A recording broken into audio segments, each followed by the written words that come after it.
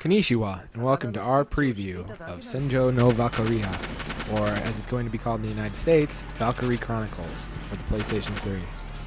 Now before we get into talking a little bit about the game, I want to say that I absolutely speak no Japanese, so this game was a little bit difficult for me to really understand and to figure out how to play, but once I started messing around with it, I figured out, the basic controls and whatnot, and it was actually pretty fun to play. The whole concept of the game reminds me a lot of Advanced Wars coupled with kind of primitive first-person shooter. I say that because, like Advanced Wars, you move around your units on the battlefield, and you take turns with the enemy and basically try and destroy them before they destroy you, or you have some sort of thing you need to protect, or there's objective-based gameplay.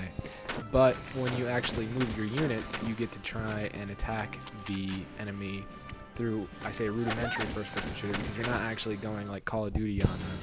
You're more like lining up the reticle and pressing fire. And like Advanced Wars and other strategy games, once you go, the enemy gets to go. And during this phase, your battalions will fire back, but you're not actually doing the shooting on that. So that's very similar to, say, like Advanced Wars or something. Now, your units in the game are a cross between just generic soldiers and the main characters of the game that the story revolves around. And it seems like, from what I've experienced at least, that the regular soldiers aren't quite as accurate as the main characters, and each of the main characters has certain attributes that they are better at. And like other strategy games, this game also has different units that the enemy will throw at you. Sometimes they'll just throw generic soldiers at you. These can be taken down pretty easily. But some of the more advanced units that I saw were like machine gunners and tanks, and those take a little more strategy to take out. Now when it actually comes down to fighting in the game, like I said before, it's a very basic first-person shooter. You're not actually doing any firing yourself, you're more lining up the reticle. You can get headshots if you line it up correctly, but then once you line it up, you just press a button and the game goes on and takes care to see if you miss or if you hit the bad guy.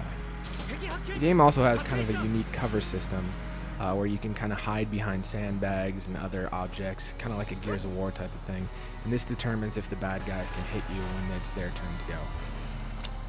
Overall, I thought the combat, although interesting, was fairly basic. Like I said before, it's more of just something that they tacked on to make it feel like you're actually controlling your units, when in all reality it's not quite advanced enough to make you feel like you're really in the heat of the battle.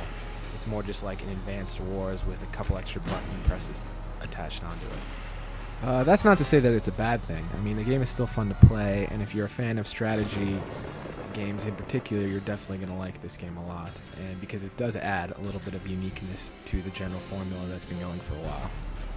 Now, one thing that's going to obviously strike you with the game is the graphics. Sega implemented what is like a new version of cell shading, and it looks pretty amazing.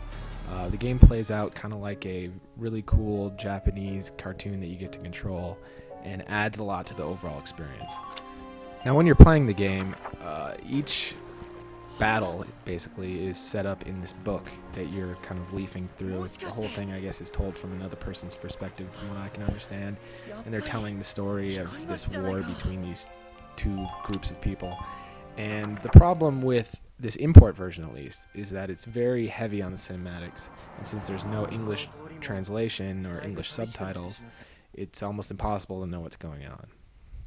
These cutscenes use pretty much the same engine as the in-game graphics, and some of the scenes that I got to watch were pretty amazing and had some really cool effects, like here with the buildings blowing up. Looks pretty amazing, and it really got me excited for when the game's going to be released in English later on in the year. So if you're a fan of Japanese animation, real-time strategy games, even first-person shooters, you should go ahead and make sure to mark down Valkyria Chronicles on your calendar later this year when Sega releases it in the United States for the PlayStation 3.